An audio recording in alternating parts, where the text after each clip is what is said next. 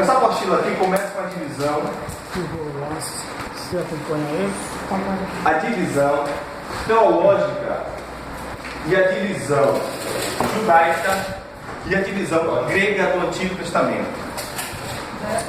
O Antigo Testamento, já sabemos que ele tem quantos livros? Quantos? 39. Quantos? 39. Pronto. 39 livros. Na nossa divisão, nossa Bíblia, abre também o índice, deixa aberto. Ela é dividida da seguinte maneira. Ela é dividida, primeiro, os 5 primeiros livros, que é conhecido como o Torá ou Pentateuco. Pentateuco é a resolução teológica. Torá é para os judeus. E o que significa a palavra Torá? Lei.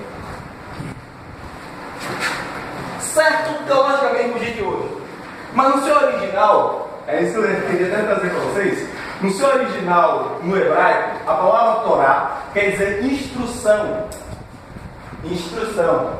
Então, para hoje, para a transliteração para o português, que mudou primeiro do hebraico, foi para o grego, do grego passou para o latim, do latim passou para as demais línguas, até chegar ao português. Então, Torá, no seu original, é instrução, mas na transliteração de alguns escritores, chama-se de lei. Mas eu prefiro passar para você como instrução, porque nem tudo que está no Torá é lei, mas tudo que está no Torá é instrução. Você quer ver uma coisa? Qual o seu livro do Torá? Gênesis, Êxodo, Levítico, Número, Deuteronômio. Vamos lá. No Torá indica que começa a mostrar o trajeto de Israel pelo deserto, ok? No Torá ele começa a instruir como o pai deve cuidar do filho, como a esposa deve suceder com o esposo.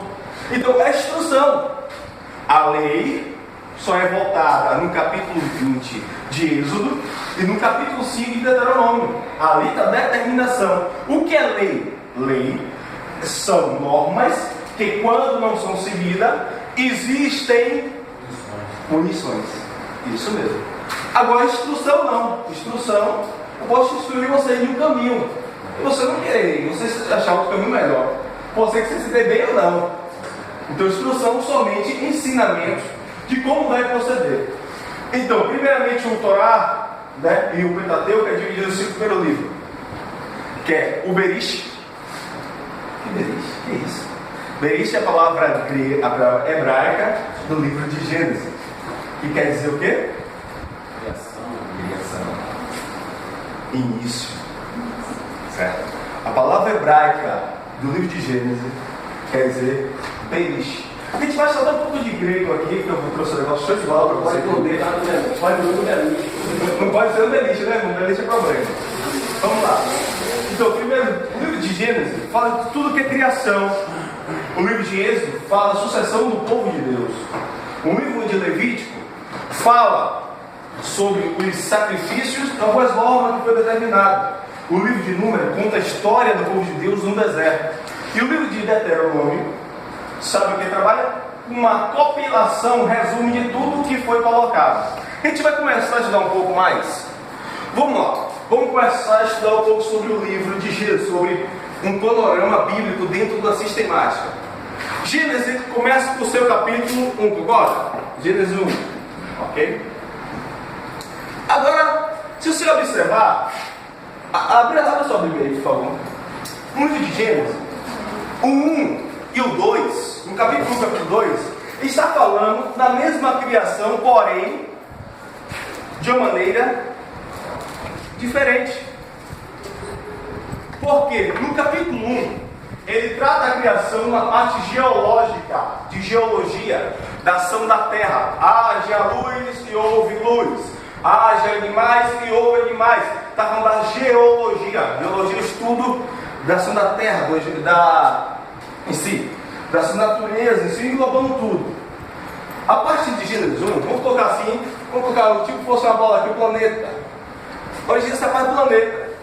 Porém, o Gênesis 2 trabalha com a criação antropológica. Homem, logia, estudo. Então, no Gênesis 2, Fala sobre a criação também, mas a criação antropológica, a criação do homem. Então, o Gênesis, quando fala sobre criação, sobre o Bereshit, início de tudo, primeiro, um fala sobre a criação geológica e o 2 sobre a criação antropológica. Então, existe a diferença entre 1 e 2. Eu vou intitular aqui como a primeira criação. Mas como assim? Existe outra criação? A gente vai ver aí no decorrer desse estudo. Vamos colocar a primeira criação, ok?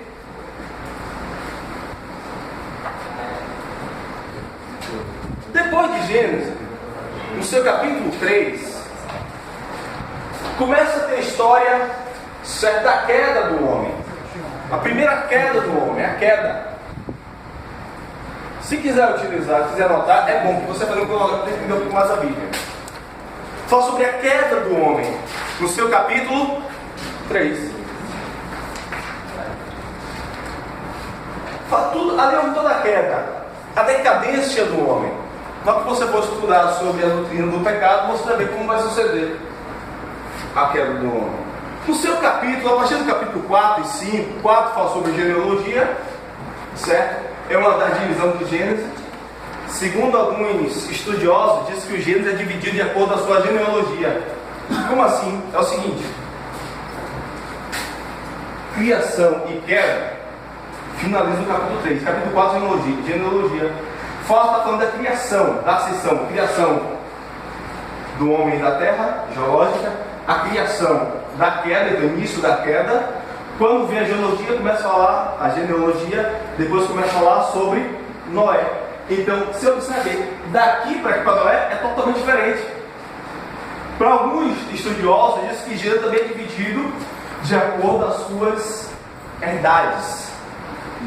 Quando começa a dizer, fulano nasceu libertando, depois nasceu ciclano, depois nasceu não sei quem, dizem também alguns estudiosos que ali é uma divisão do Gênesis. Mas eu não vou me debater isso porque tem muita assunto para estudar aqui, eu tive que saber que é muito grande. Vamos seguir. Após a queda, vim falar sobre a vida de Noé. Noé sabe muito bem que foi o homem chamado por Deus, né? E teve a segunda criação. Eu gostaria que você abrir vocês. Eu vou pegar aqui no livro de Gênesis mesmo.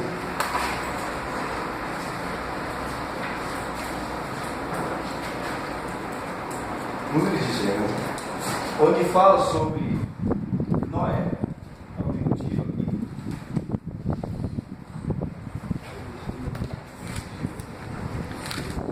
No seu capítulo 6, versículo 21, salvo engano. Deixa eu abrir com vocês. Que é a coisa que abriu a curiosidade agora aqui. Eu vou mostrar uma coisa para vocês muito interessante.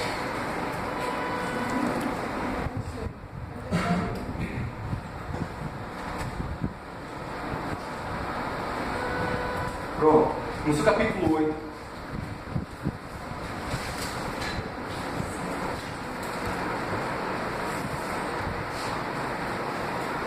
Vamos lá. A partir do versículo 20, né? Olha só como começa a dizer. Então edificou Noé um altar ao Senhor, e tomando todos os animais limpos e todas as árvores limpas, ofereceu o altar sobre o altar. E o Senhor sentiu o suave cheiro que se em seu coração: não tornarei mais a amaldiçoar a terra por causa do homem, porque a imaginação do coração do homem é má desde a sua meninice, e jamais tornarei a ferir a todos os seres viventes como fiz. Enquanto a terra durar, não deixará de haver semente e ceifa, frio e calor, verão e inverno, dia e noite. Observe bem o que está dizendo. Não tornarei a amaldiçoar. Ele está determinando o seguinte: ó, quando foi que Deus amaldiçoou a terra? Quando foi? No capítulo 3, quando o homem pecou. Aí Deus disse: ó, por causa de vocês, a terra está amaldiçoada. Depois que houve o dilúvio, Deus disse: eu não vou mais amaldiçoar a terra. Então aquela maldição que Deus lançou Foi uma nova criação. Tipo assim, uma criação de maldição para bênção. Então, por isso que eu gosto de titular como Noé fosse a segunda criação teológica da terra.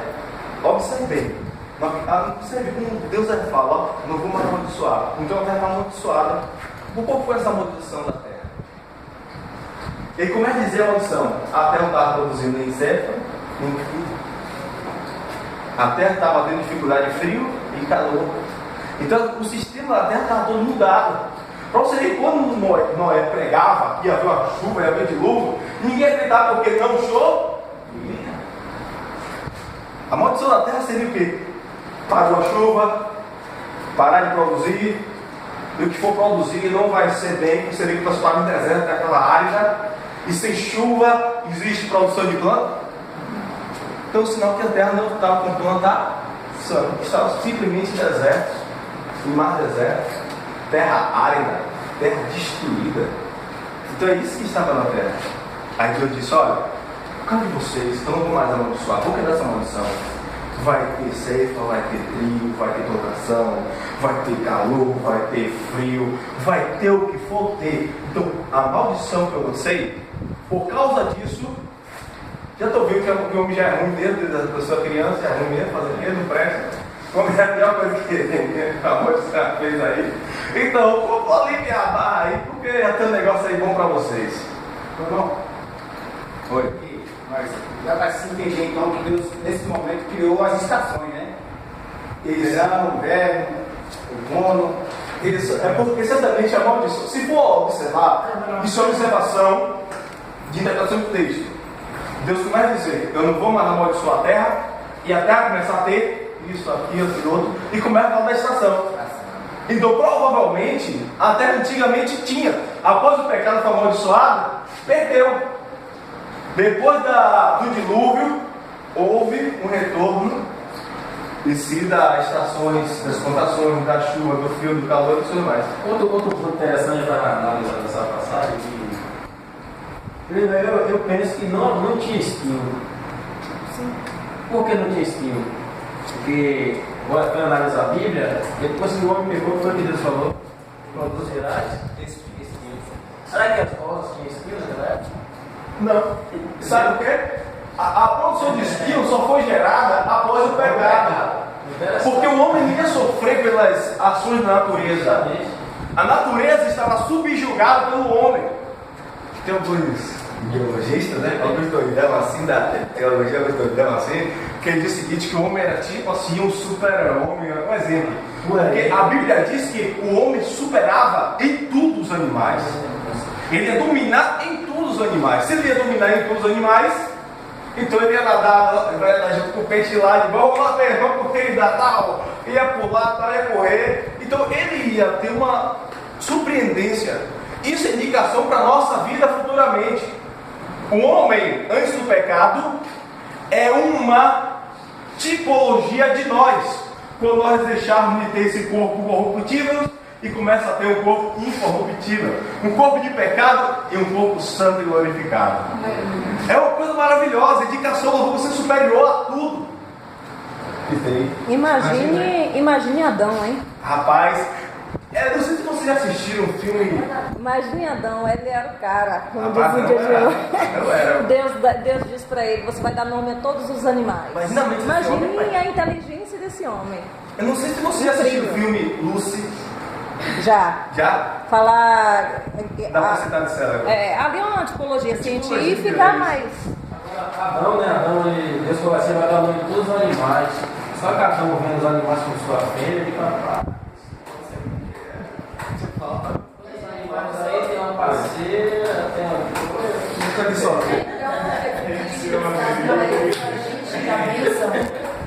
Isso. Por que Noé foi a gente da bênção?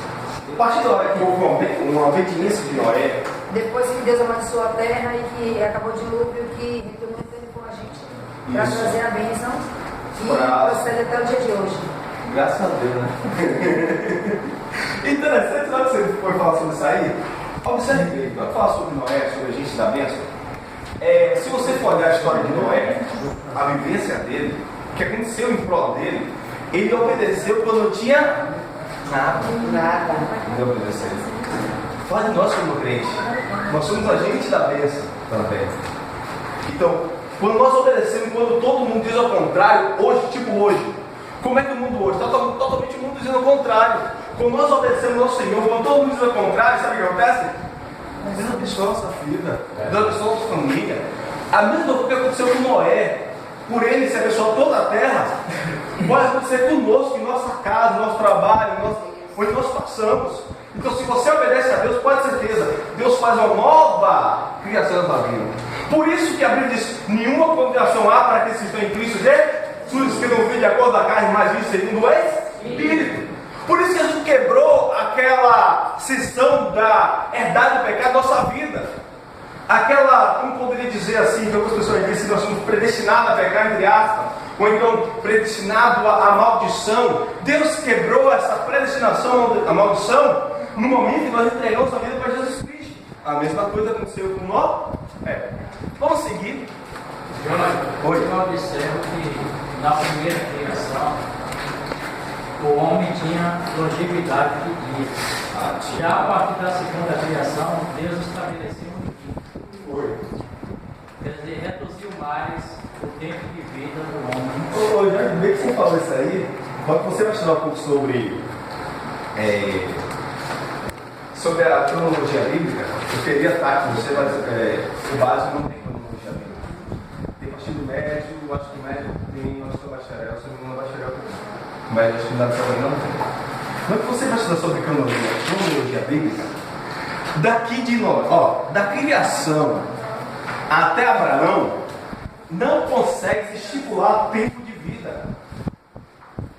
Dizem que nesse período foi entre 4 a, tipo assim, depois da criação, assim, da queda, até Adão, estipulou-se de 4 a 6 anos, de 4 a 6 mil anos de vida. Imagina aí, de 4 a 6 mil anos de vida. De Abraão até Jesus Cristo, só é 2 mil anos. Se vocês tiverem dúvidas sobre cronologia bíblica, tem até um vídeo que vocês conhecem. Eu nem terminei de aniversário. Essa Bíblia é ótima. A gente vai até ver um pouco dela aqui. Breve, quem sabe? A Bíblia estudo cronológico, aplicação pessoal. A gente vai ver, ela é show de bola. Especial. Eficiente, eficaz. Tudo junto. Vamos lá. É parte da bênção. Oh, glória, pronto. Então, já foi outra idade. Já foi outro tipo de vida. Depois não é. Foi 120 anos para só poder viver. Depois passando não teve de Moisés, foi só 70. E olha que não foi criado formal, né? Imagina aí, né? Se fosse considerado. Vamos seguir. Depois de Noé, chegou o tempo de Abraão. Você não vai contar a parte de gênero porque não tem tempo. Eu tenho que correr para poder seguir. Vem Abraão. Eu não vou tocar Abraão não, mas porque o pessoal já conhece. Certo? Vou dividir aqui, ó. Aqui, ó. Nesse período aqui, é um período criacionista, um período de criação e início. Certo? De criação, recriação e início. A partir de Abraão, começa a ter um período patriarcal. Um período patriarcal. Depois, quando vocês tiverem tempo, você pode pesquisar um pouco sobre a dispensação. Você vai ver que existiu várias dispensações na Bíblia. No livro de Gênesis mesmo, que está na hora da dispensação do livro de Gênesis. Deus fez a dispensação edêmica, ou aliança edêmica, certo? Que fala sobre o jardim do Éden. Fez aliança com Adão, adêmica. Fez aliança com Noé, noêmica. A aliança com Abraão. Depois fez aliança com a Palestina e Moisés, entre aspas, nessa época. Depois fez aliança com Davi. E a última aliança que foi feita é a nova aliança que nós só vemos parte. É sobre as discussões e alianças contidas na Bíblia. Mas isso aí não vai ter tempo só um pouco. Só fiz citar um pouco sobre as alianças. Vamos seguir. Primeiro aqui, o início da parte patriarcal começou com Abraão. Abraão foi o primeiro pai. Abraão foi aquele primeiro que viveu na cidade de Ur, dos caldeus. Agora é interessante que, para nós entender um pouco a Bíblia, você tem que entender que o Antigo Testamento foi escrito para os judeus. Não é escrito para nós. Tem algumas pessoas, algumas etnias, algumas ideologias que jogam o pensamento para a igreja de hoje, sendo que a igreja substituiu Israel. Eu digo a vocês que não tem como. Mas já tem prova isso na Bíblia? Que a igreja não substituiu Israel? Me prova, te provo. Comece a abrir a sua Bíblia agora no livro de Isaías. Vou te provar na Bíblia que a igreja não substituiu Israel. Porque se a igreja substituísse Israel, sabe o que ia acontecer? Deus estaria mentindo, Deus fugiria da sua própria essência. Isaías, no capítulo 66, versículos de 8 ao 10. Quem achou pode ler para mim.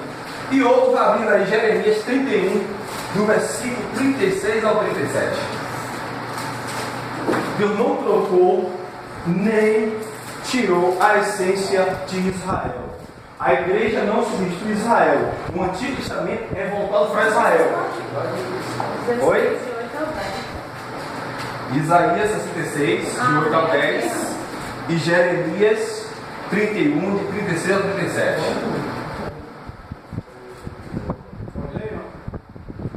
Pode sim. Isaías 66, 8. Quem jamais ouviu tal coisa? Quem viu coisa semelhante? Poderia fazer nascer da terra um só dia? Nasceria uma nação de uma só vez? Mas Sião esteve em parto e deu luz aos seus filhos.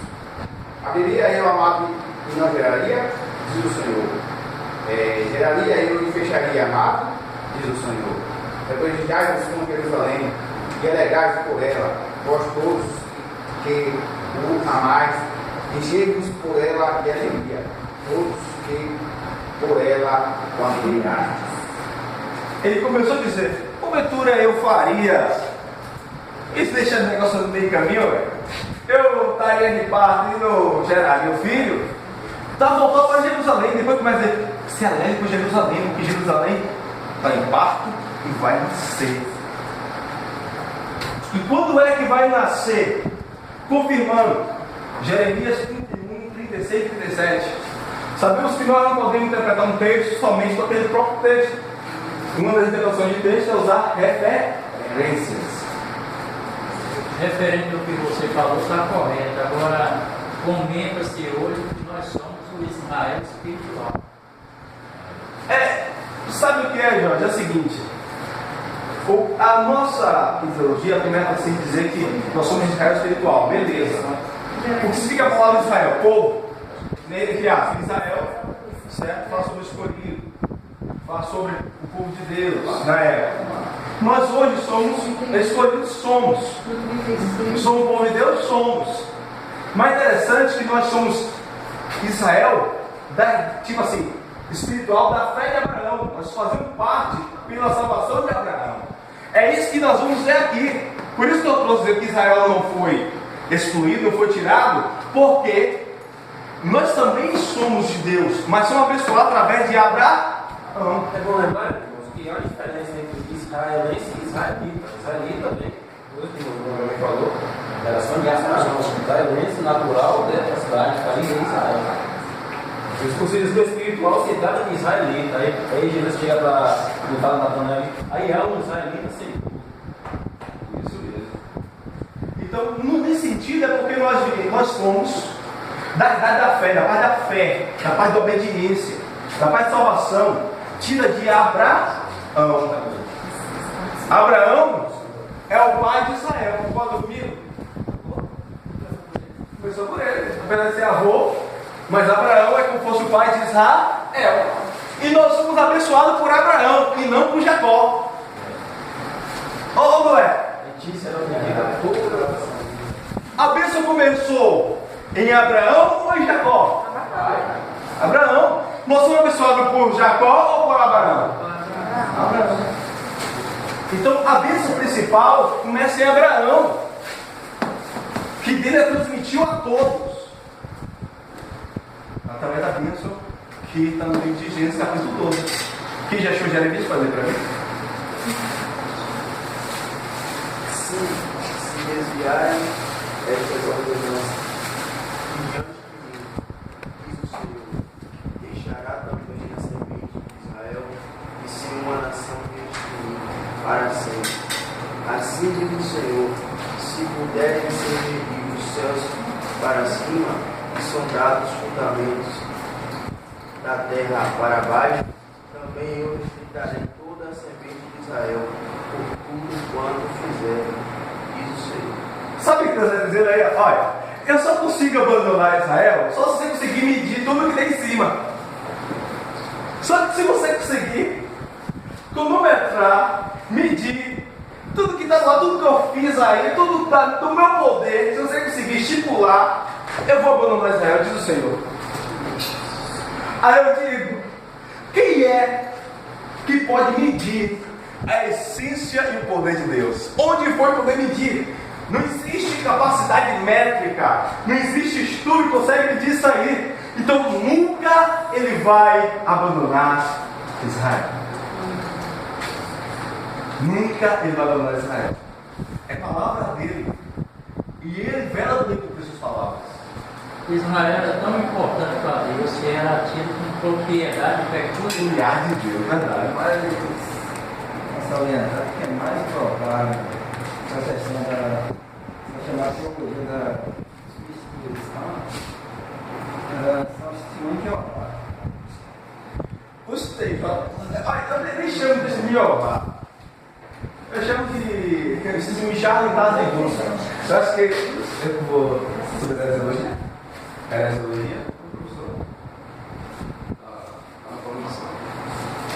A gente vai ver sobre isso. Agora vocês vão ouvir o que ouve esse testemunho de Jeová. Mas vamos seguir para frente.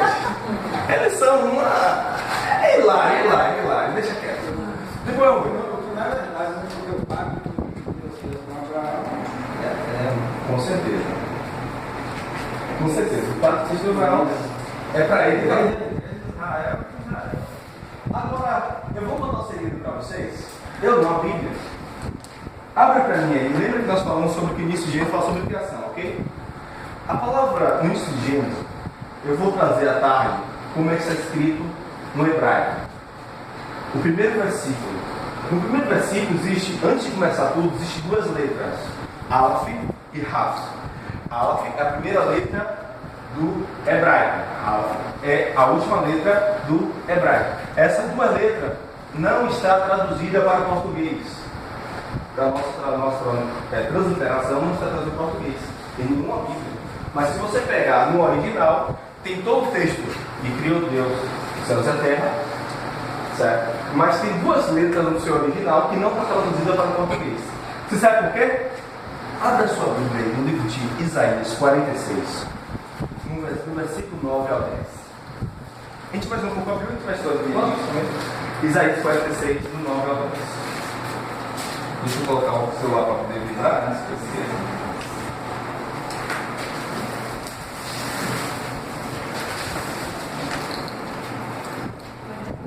Estão entendendo? Está fácil de entendimento? Lê aí, meu irmão, para mim. Quem achou? Isaías 46. Lembrai-vos das coisas passadas, da antiguidade. Eu sou Deus e não há outro. Eu sou Deus e não há outro, semelhante a mim. Eu anuncio o fim desde o princípio, desde a antiguidade as coisas que ainda não sucederam.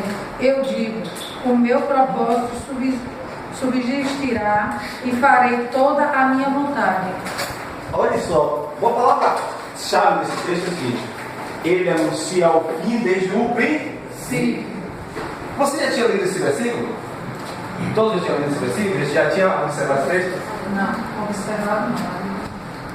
Deus anuncia o fim desde o princípio. No original, está dizendo, é mais ou menos assim a letra, viu? O Aleph mais ou menos assim, ó. A letra Aleph, que é a primeira letra, a outra é mais ou menos assim. Mais ou menos assim. Que a língua hebraica é mais ou menos a letra assim. Até japonês diz que era mais fácil. Primeira e última letra. Se você vai ler de João, diz que Jesus é o princípio e o fim, o alfa e o ômega. Ele anuncia o início e o fim. Diz que Jesus Cristo está no início e também vai terminar. Observaram isso? Tudo no Antigo Testamento aponta para o Novo Testamento, aponta para o futuro que há de vir, o povo vir.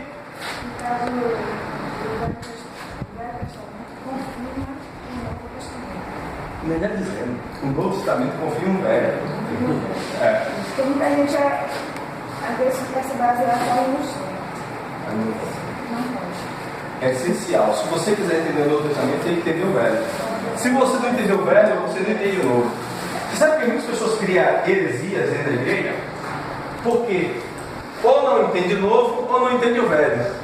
Essa ideia de novo e velho não está uma ideia que está passada no Velho Testamento. Não, porque o velho foi um par. Quando ele é sobre o primeiro testamento e o segundo. Utiliza-se mais como Novo e Velho, mas por causa da ascensão de Cristo. É quando ele diz testamento antes de Cristo e também depois de Cristo. Né? Apesar que para os judeus não é tido como Velho Testamento. Certo, é primeiro testamento e segundo testamento. Poderia, Mas começar a usar o velho de novo, seria passar e ter um novo mandamento com o novo. isso mesmo. Isso aí foi tipo assim, os teólogos da época, os pensadores, resolveram colocar dessa maneira, dividindo sobre o primeiro testamento e o segundo testamento. Não interfere muito não, só foi nome dado pela teologia. Nem na própria Bíblia tem dizendo que ele é chamado desse jeito. Rapaz, falei não. Ô Jorge, Foi. as línguas originais, Foi. com relação à tradução de José, João Ferreira De Almeida. de Almeida, existe alguma divergência? Repare só, toda vez que você vai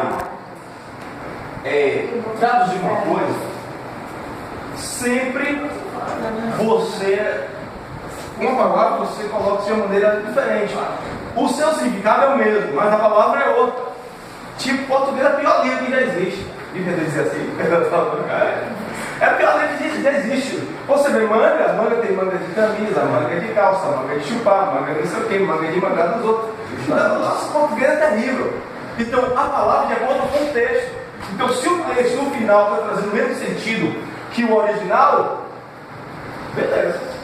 Só não pode colocar uma palavra que o texto, a formulação do texto, traga diferentemente do original. Essa é a grande questão que muitas pessoas se atrapalham. Diferente dos que testificam. É verdade. Vamos seguir. Desde o início, ele anuncia o fim. Começa com Abraão, o legado patriarcal. Certo? Abraão foi ele que recebeu toda a bênção por ele transmitir a terra. Né? Depois de Abraão, o segundo patriarca foi Isaac, mas a gente vai pular logo para Jacó, porque não tem tempo de falar muito sobre ele. E tirando que só. Rapidinho, o Isaac, fala um pouquinho. Tá bom. Pronto. Isaac é a imitação do pai. Isaac é a imitação do pai. O pai mentiu, ele mentiu. Só não foi sacrifício. Viu? O pai fugiu para o Egito, ele fugiu para o Egito. Né? Então o pai, tipo assim, a única coisa que ele foi fiel, que ele é o símbolo da igreja, é o seguinte, que ele só teve uma mulher, que foi Rebeca. Foi de parte, né? Por isso que Abraão não foi simbolizado como Cristo e a igreja. Porque senão ele dizia que Abraão teve uma...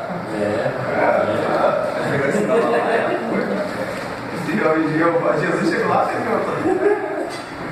entendeu? Por isso que nós fizemos a tipologia de Isaac, certo, e Rebeca, com Cristo e a igreja. Por que Jacó também não foi simbolizado de Cristo e a igreja? Ainda aí? Muita mulher. Aí você dizer, não, Você vê que a mulher sempre tem uma participação importante. Você que na vida de Abraão, para ele ter o primeiro filho, com a sugestão da mulher. Essa situação foi. Agora, na vida de Jacó, foi a sugestão do sogro. Que enganou o bichinho. Quando tem que do bicho, Na verdade, Jacó provou um pouco o que ele fez no carro até dele, né? Rapaz, olha, vamos seguir essa linha aí, entendeu? Olha só, se você for ver a história de Jacó, eu não concordo muito com o pessoal fala dele assim, não. Como enganador, como... Sabe por quê? Primeiro, o pai viu o seu filho mais velho saiu, viu o mais novo, não estava jogado na perna dele, e diz, olha, você é ladrão, você é usurpador, você tinha mais de Jacó. Mas observe uma coisa sobre Jacó. Jacó está no tempo de parto, ok? Normalmente sai uma criança e vai sair outra. Verdade, você aproveitou aquele momento, mas criança é inocente. Mas o pai teve isso porque quem valia antigamente para a família era o mais velho.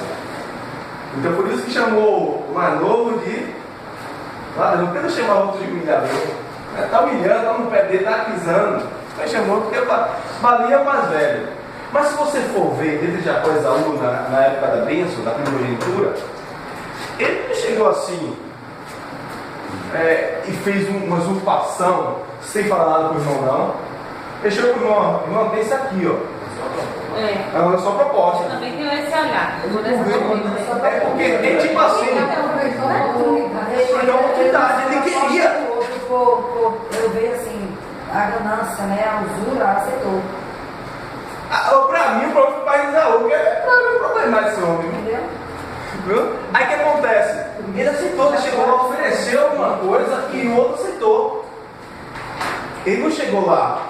Não, mãe, vamos aqui não oferece nada para ele, não, deixa ele lá. Aproveitou que o camarada estava burrando nem de fome nele. Rapaz, isso segura na sua prática. Eu vou dizer uma coisa. Sobre Deus, nós e Deus. Quem tem o maior desejo é o que mais busca. Se você deseja ser salvo, se você tem um desejo de Deus te usar, de ser um atalaia no Deus, você vai ao encontro. Você tem um desejo de aprender, por isso vocês estão aqui nessa manhã. O desejo que não tem desejo, lá fora, não quer conta. Ainda que vocês tirando suor, poder conseguir pagar o curso, fazendo um esforço dia de sábado aqui, dia de feira, dia de cuidar da casa, dia de tirar um trabalho, vocês estão lutando porque vocês querem alguma coisa. Jacó tinha esse desejo. Porque ele, como filho mais novo, ele não tinha nenhum privilégio. Pelo contrário, ele tinha... Você vê que nós que deu a bênção de Jacó, né? Depois ela pegou lá, e aí a minha bênção não deu nada para você não. Acabou. Eu vou dizer que você vai ser o seu irmão, acabou. Porque para o mais novo não tinha nada. E assim quem gosta. Isso foi, na realidade, também incentivado a mãe. Teve esse cara também. A mãe também aproveitou. Mas a mãe, sabe por que a mãe queria isso aí? Porque desde o seu nascimento, se você for ler, houve uma profecia sobre ele. Diz que o menor ia ser maior do que o maior. Então ela guardou essa profecia. Nesse caso, Jacó tinha uma sede de vitória, de vencer. Isso, esse ser alguém na vida pelo fato de ser desprezado. Na situação daquela época. E aí veio a cegueira, né? Não diria nem cegueira, porque se o irmão dele não desse a bênção para ele não tinha como pegar a bênção. E a Bíblia é bom, isso é bom. Ela depois fala. Estou observando que, biblicamente, sempre seria para o mais velho. Isso. Mas você tinha lendo, bem no texto, você observa que sempre o menor. Porque Deus fugia dos métodos humanos. Porque você observa. José não é maior. Verdade que ele era o primogênito da mata de Jacó. É isso, mas o filho de Jacó, da linhagem, né? Isso mesmo. Do homem. Porque geralmente é por ser homem E Maria. Filho de Jacó. E Maria tudo junto. Isso mesmo.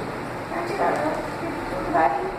É porque Deus faz da minha mentalidade humana. Por isso que o. Mas isso é para poder levar a gente, a igreja, a buscar. Isso mesmo. Entendimento. Porque se ficar tudo como está escrito, tem que ser incomoda. Verdade. Aí Deus fala assim, para poder não. Porque isso aqui é para ter uma intimidade mesmo com Deus. Com certeza. E se você observar bem, o Sábio Salomão diz o seguinte: diz que os seus pensamentos não são meus pensamentos, os seus caminhos não são meus caminhos. Deus é totalmente diferente do nosso.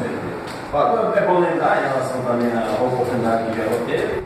A Bíblia condena toda ganância. Você pode ter gana. Você desejo de buscar, desejo de querer. Agora, tem que separar as coisas. Tem pessoas que. Entendeu? Como você vai adquirir. Entendeu? A tua ganância é pecado. Quando você tem gana, desejo de ser vitorioso. Mas aí sobre a mentira que teve pelo meio, a mentira. Teve a mentira também pelo meio, né? Que ele que não é que tá tendo de Abel e Caim, que ele mentiu, tá seu nome, não sei. E a mesma coisa, né? No dia de gato, ele mentiu, participou da mentira da mãe. É uma coisa que ele podia falar a verdade. Foi melhor, aí também o que Paulo escreveu, aí assim, né? Ele enganou, que até o nome dele chamava de enganador. Também no futuro, o próprio sogro dele passou a enganar ele. Isso se completa aquilo que o homem planta e o que ele plantou. Muitas pessoas não acreditam, mas é muito isso que eu tenho que falar. Mas tanto a semeadura como a graça está desde o Antigo Testamento até o Novo. Eu vou mostrar a graça, vamos ver se eu consigo mostrar em curto espaço de tempo a graça no Antigo Testamento. Vamos ver se consigo. O senhor entendeu, meu irmão? Porque mesmo que o homem sendo enganador, a gente queria até pegar a causa de Jacó para dar defender ele, mas ele foi enganador. A ponto de no futuro próximo, o sogro dele passar a enganar ele. Aí se completa o que Paulo falou, que o que o homem planta, ele colhe. Ele plantou, ele enganou seu irmão, ajudado por sua mãe, mas no futuro o sogro enganou uma vez, duas vezes. Isso mesmo. A ponto de, muitas vezes, depois de um rápido tempo, trocar o salário dele várias vezes. O próprio sogro dele. Porque ele plantou uma coisa que a gente pensa que faz algo aqui, mas no futuro a gente colhe. Porque aconteceu na vida dele. Na verdade, isso não anula que ele foi enganador, Deus era com ele, mas a ponto de Deus mudar a vida dele, transformar o nome dele num novo nome, que foi o nome de Israel.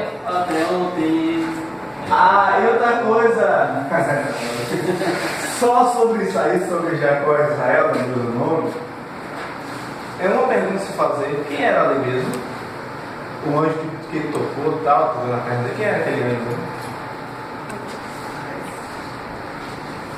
Se você for falar pela teologia, diz que o carro ali era tipo legal de Jesus Cristo. Eu falo assim, que ele transformou. Como é seu nome, cara? Pode dizer. Outra pergunta no mundo, sabe se eu sou maravilhoso, velho. E aí? Aí tem uma promessa lá, não, idoso, conselheiro. Olha, eu só preciso instigar, isso aí só estou instigando. Apesar que não é minha aula, mas eu vou dar um toque. Existe, eu vou chamar teofonia, que é a presença de Deus em forma humana. Ali naquele forma, entre aspas, forma visível.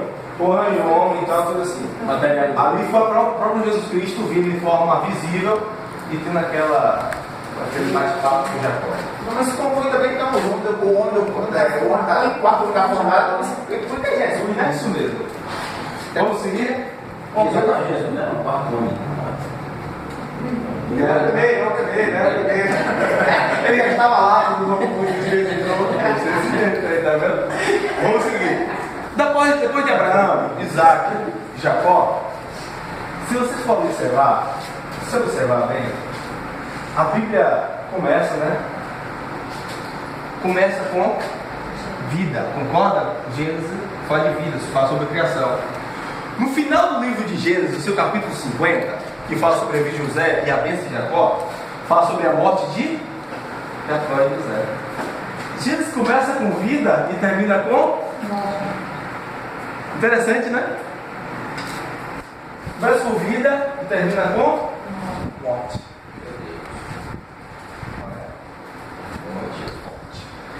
Gênesis começa com vida e termina com morte. Gênesis é tipo assim, é um livro que no contexto cronológico é o maior livro cronológico que já existiu, ou então o maior livro cronológico que existiu de todas as épocas. O livro de Gênesis, o período de tempo dele, do início até o final da vida de José, o seu período cronológico ainda não foi calculado. Por que não foi calculado? Primeiro, a criação não tem cálculo de tempo. E criou Deus, só esse versículo fala de eras e eras. Bereshit Parakis.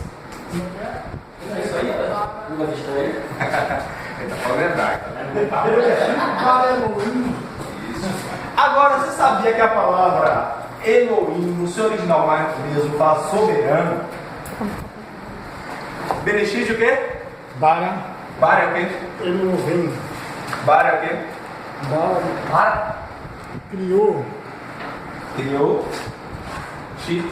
Shit fala de, ó, criou Deus os céus e a terra. Certo? Shit, águas de cima, no seu original. Traduzido para o nosso português, céu.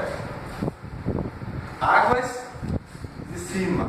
Se você for olhar hoje, olhar para cima aí, você vai ver nuvem. Nuvem, segundo a ciência, é o quê? Ó, isso foi o primeiro versículo da Bíblia, rompendo toda a ciência. Eu vou trazer o original aqui, tá? Eu tenho no computador. Vou trazer o original para vocês. Vou trazer, vocês vão anotar o original. Para quando vir alguma pessoa perguntar, a ciência confirma a Bíblia? Diz não. A Bíblia confirma a ciência total. A Bíblia confirma a ciência. A ciência é bem não fica lá. O céu, do hebraico, fala sobre águas de cima. No seu original, quer dizer, águas de cima. Ele está falando sobre céu, as nuvens. A nuvem é água de cima. Quando eu te casar, quando eu tive no colégio, na quinta série, que você... É. E outra coisa, isso aí foi descobrir, ó.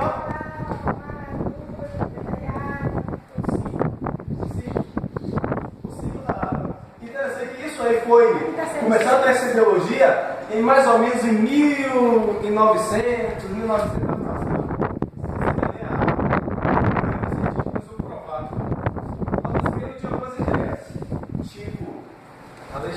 Só tinha algumas ideias. Mas poder comprovar mesmo foi depois de Cristo. Mas um texto que foi escrito há 2000 anos atrás já diz que é água de cima. Mas isso não quer ver. Uma Bíblia é maravilhosa. Vamos seguir. É muito interessante, né? Porque você, sem ela ninguém vive. Verdade. Então termina aqui em José. Aqui, esse texto aqui, tudo isso aqui, ó. Tudo isso aqui é o Gênesis. Já falamos sobre Gênesis aqui. Já observou que a gente foi na história e conseguiu chegar ao Gênesis. Já me passei um pouco, eu falar sobre a Torre de Babel. Mas isso aí eu deixo vocês estudar um pouco mais, porque senão não dá tempo de morrer. O Antigo Testamento tem muita coisa para a gente ver. Antigamente uma aula dessa era um dia um curso mais extenso. Mas também um curso que ele é sistemático e ele é... Como é que funciona mesmo, professor? Esse curso aqui? Hein, professor? Oi? O professor estava assim Eu sou parado. professor. É meditação, né? Está meditando. Esse curso é um curso sistemático e rápido, de pouca duração. A gente vai terminar em 7 meses, é isso mesmo? 7 meses? 7 a 8 meses. 7 a 8 meses. Vamos seguir. É mais uma síntese. Uma síntese, isso. Uma síntese de toda a teologia. Vamos seguir. Após o Gênesis, vem qual livro? O livro de Êxodo começa a falar sobre o Egito. Certo? Shemon. Tá, Me ajude aí. Né? Bereshit, Shemon vai cá, Rebeca. Agora, interessante que tem alguns nomes que são iguais, tipo Jacó Jonas é Jonas.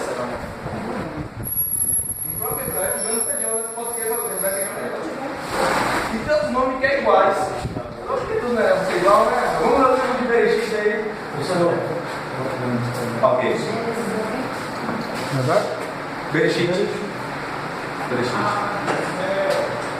Aqui, ó, nessa apostila que eu fiz, que não faltou material. Shemon. Na apostila que eu fiz, Aí agora. ele tem algumas. Nós compramos S-H-E-M-O-T. esse vai chamar. Shemon. Fiz aqui, tá mais só impressão mesmo. Só impressão. Entendeu? Mais ou menos na apostila de baixo, mais ou menos 10 reais. Começou a descer as águas de cima. Olha, tá vendo? As águas que você está descendo aí. Vamos seguir. E no Egito, começa a ter uma nova história aqui, a formação do povo de Israel. Parou em José, criação patriarcal. A partir do livro de Êxodo, começa a falar sobre a criação, ou melhor dizendo, o início da família de Deus, ou povo de Deus, ou nação de Deus. No Êxodo, começa dizendo que após José ter morrido, sucedeu um faraó que não o conheceu. Quando ele começou a ver aquela nação poderosa, a vez que foi dada a Abraão, que o povo era povo, fazia um povo grande, poderoso, um povo que botava aquele povo ali, olhava assim, para trabalho é bom, para guerra é bom, para tudo é bom, rapaz, esse povo vai tomar nosso Egito. E agora o que eu faço? Mato bichinho. Aí o povo gostava de se multiplicar, não tinha televisão na época. Não tinha televisão na época, o povo gostava de se multiplicar. Demais. Oi? É que se comenta hoje. Não, é só que Na sua casa não tem televisão. Não tem televisão, na época ela foi criada. se o judeu tivesse pelo menos filho, era isso de vergonha. Assim. Olha, interessante, a irmã puxa ali, ó. Para Israel, para quem tinha muito filho, era bênção. Entendeu? Segundo o salmista Davi, diz que filho é como se fosse flechas. Não, feliz da pessoa tem muitos. Isso, porque se você vai jogar com a frente, você morre rápido. Minha mãe também pensa. É que quem tem mais filho aqui? Quem tem mais filho aqui? Jorge. Eu? Luiz. Ah, vamos seguir. Então, no Egito, mostra sobre a vida de Israel, a formação do povo. E Deus lá levanta um homem chamado Moisés. Sabe muito bem que quando o faraó mandou matar, não mandou matar a mulher, mandou matar a mulher? Só os homens. Porque homem é arma bélica. É arma. Homem é de luta e de guerra. Mulher não. Nessa época, né? Mulher sempre querendo bater no banco. Não, mas, ó, nós vamos chegar no livro de Juízes, conta a história de uma mulher que ela, não tem ideia agora, a mulher que ninguém sabe o nome dela, ninguém sabe. Não está, essa na Bíblia, não está. Hã? Tá não. Infelizmente tá não. É até registrado. Diz que essa mulher foi ela que salvou Israel. Ela ganhou a guerra. Diz que todo mundo subiu. Todo mundo subiu até o local de expiação, né, até a torre.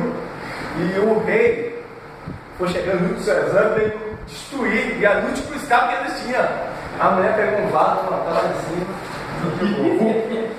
Caiu na cabeça do rei. Certeira. Aí o que acontece? Logo que a cabeça do rei disse, chamou o soldado, já morrendo, me mate para dizer que não foi a mulher que me matou. Interessante que ele pediu para um soldado matar ele, para dizer que não foi a mulher que matou ele. Mas quem ganhou a guerra foi ela. Porque após a morte do rei, o que acontece no exército? Ele recua. A mulher ganhou a guerra. Então, nessa época aqui o pessoal vê só os homens, né? Mas lembrando que quem deu escape a Moisés foi uma mulher. Quem foi que criou Moisés?